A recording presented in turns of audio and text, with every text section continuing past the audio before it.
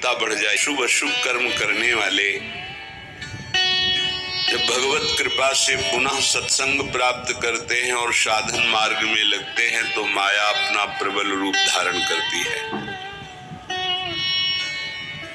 या तो ऐसी अनुकूलता प्रदान करती है कि वो भूल जाए,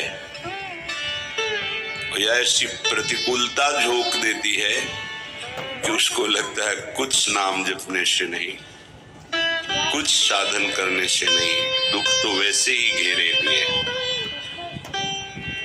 धैर्य छूट जाता है और भगवत मार्ग से विमुख आचरण करने लगता है।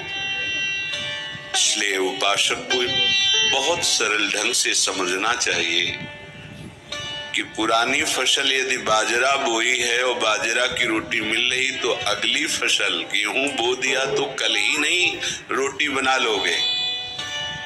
5-6 महीने लगेंगे किसान मेहनत करके, खेती तैयार करके, दाना बो करके, सींच करके, संभाल करके, फिर भी वो अतिवृष्टि, अनावृष्टि, ओले वृष्टि आदि से बच जाए, सुरक्षित हो जाए, तो सुरक्षित अनाज घर आ जाए, फिर वो पीस कर रोटी बना सकता है। तुम अनंत जन्मों से मनमान बहुत विचित्र। जो ज्ञानिन कर चित परई, बरी आई विमोह बस करई, ऐसी प्रचंड माया है। इसलिए जिनके कानों में आवाज पहुंच रही हो, हमारी प्रार्थना है, बहुत जन्मों से भटक रहे हैं, ये दुख सुख के प्रलोभन और भय में आकर के नाम न छोड़ दीजिए। ऐसा भी हो सकता है कि नाम जपना शुरू करें, आपकी नौकरी लग जाए, आपका काम बन जाए, आपकी अनुकूलता बढ़ जाए। ये नाम का फल नहीं है, ध्यान रखना, ये नाम का फल नहीं है। हम स्पष्ट आपको कह रहे हैं कि जब से आपने नाम जपना शुरू किया आपका सब मंगल होने लगा, ये नहीं है। ये आपके पुण्यों का है, पूर्व पुण्यों का है।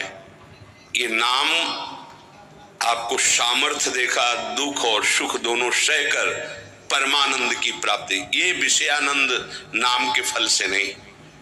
आप नाम जपना शुरू किए, सब कुछ बिगड़ना शुरू हो गया, ये नाम का फल नहीं है। ये आपके पाप नष्ट हो रहे हैं। विवेक पूर्वक चलिए। अगर विवेक नहीं धारण करेंगे तो फिर सब मार्ग छूट जाएगा। विवेक इसी से उत्पन्न होता है, सत्संग से। जहां विवेक जागृत हुआ वो आपको टिका देगा परमार्थ में, नहीं तो बहुत बलवती भगवान की माया है।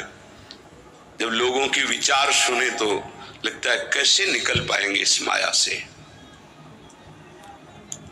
आप निकलना ना चाहे तो किसी की सामर्थ्य नहीं कि आपको निकाल सके। स्वयं श्री भगवान आपके हृदय में बैठे हैं। क्या हो रहा है? दुर्गति हो रही। क्यों? क्योंकि आप नहीं निकलना चाहते, इसलिए। भगवान हृदय में बैठे हैं, नहीं निकल पा रहे हो, बात मान लो। आप निकलना चाहो तो निकल सकते हो, आप न निकलना चाहो तो किसी की ताकत नहीं कि आपको इस माया प्रपंच से निकाल सके।